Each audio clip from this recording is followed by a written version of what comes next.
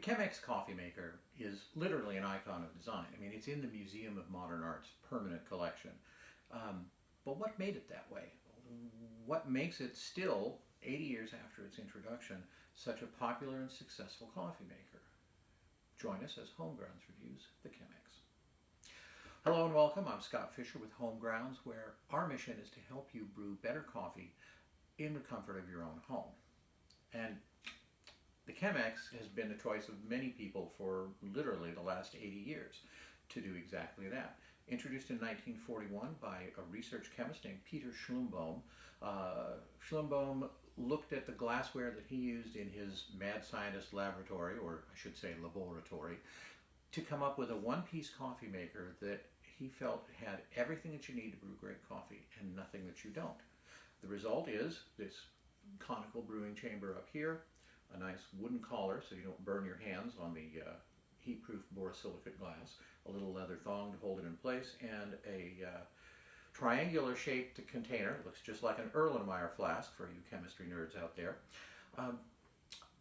But it's perfect for what it does. And it even has one little secret thing here, this belly button, which we'll get to in a few minutes. One of the other things that makes the Chemex so important are these papers. They're double bonded, and when you pick one up, you'll see it's about twice as thick, twice as heavy as a regular filter paper. I buy mine pre-folded. You'll notice that there are 3 on one side, 1 on the other. And when you put that into the Chemex, you want to make sure that the 3 sides are here along the spout. If you don't, if you do it this way, the single will fold into it, it'll block the airflow, and the coffee will blurp out all over the counter. Terrible. Nobody likes that. One other trick about these filters, though, they are so thick and there's so much paper in them that you absolutely have to rinse them out.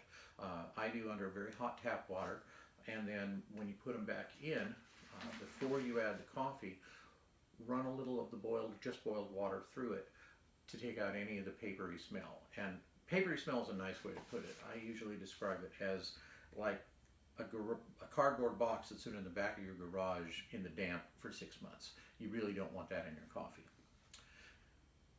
But so you've got that. Now what goes into it? Chemex themselves recommend in their instructions that you try to use or that you start with a medium coarse grind. Practically this is not quite as coarse as it is for a French roast, but it's coarser than it would be for an automatic drip coffee maker. The reason? A lot of it comes down to these double bonded filter papers. They slow the extraction,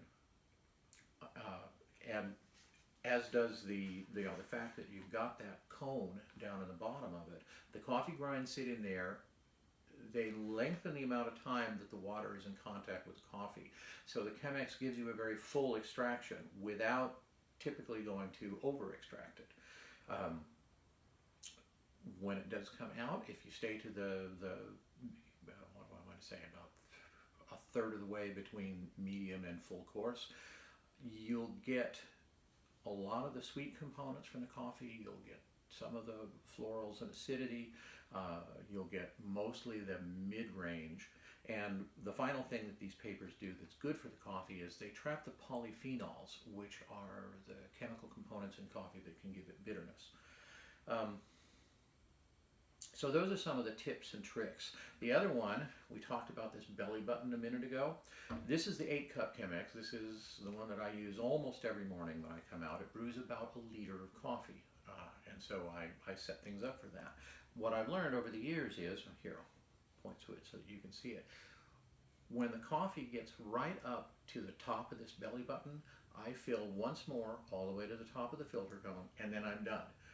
I find from using the scale, from using my measurements, from using everything else, that I'll be within 3 to 5 milliliters of exactly 1 liter of brewed coffee. Now, how much coffee do I use to get to 1 liter of brewed coffee? The Specialty Coffee Association of America recommends, with their golden ratio, 55 grams per 1 liter of coffee.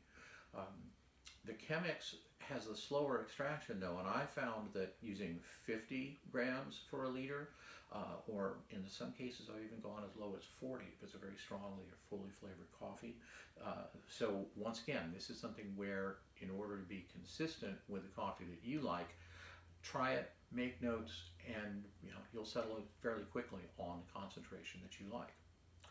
But even more important to the final flavor of the coffee that comes out of your Chemex, even more important than the coffee to water ratio, is the grind. As I say, I always start, if I've got a new batch of beans, if I'm trying to evaluate something, if I found a neat new roaster that I have high hopes for, I start with Chemex's recommendation of medium coarse, but then I may dial it a little finer than that, until I get to the point where it's the extraction that I like. On my grinder, which there's basically 16 settings on the Compresso, I find that 1 or 2 clicks, finer or rarely coarser, but 1 or 2 clicks off from where I start will make an appreciable difference in the coffee, and so that's what I use until I run out of those beans. So the verdict, about the only other negative thing about the Chemex that we can think of is this borosilicate glass is very good at handling the heat if you pour your 195 to 205 degree water into it, but it is fairly fragile. Sad to say, this is not the first Chemex I've owned. We've broken a couple of them over the years. They're like breaking wine glasses. If you drop a metal colander on a Chemex, the colander wins. That's what we found out not long ago. But the other thing is, it doesn't do a very good job of insulating or retaining heat. If you leave a half a liter of coffee in this for 20 minutes, it's going to be lukewarm, just as if you left it in your coffee cup. My preferred solution is a vacuum insulated thermal carafe. I heat that up, I decant into it, and that'll keep it hot while also preventing oxidation. There are ways of putting the Chemex on a stovetop, whether it's a glass cooktop or an electric. There's this little wired sort of a cloverleaf looking affair that you put under the Chemex on an electric stovetop. You still need to be careful, because if you're even a little bit too hot, the coffee will evaporate, it'll burn, it'll taste stronger and bitter, and so this is why I go with the insulated. And then the last thing is, a lot of us, pour over coffee nuts, get to the point where we don't want to be away from our equipment. We found in the reviews and people commenting on HomeGrounds that a lot of pour-over coffee lovers look to take it with them when they're traveling, whether it's camping, whether it's on business, whether it's going to stay at a friend who only has a Keurig or something else like that. This isn't a good choice for that. It's because it is fragile, it's bulky, you can't take it apart.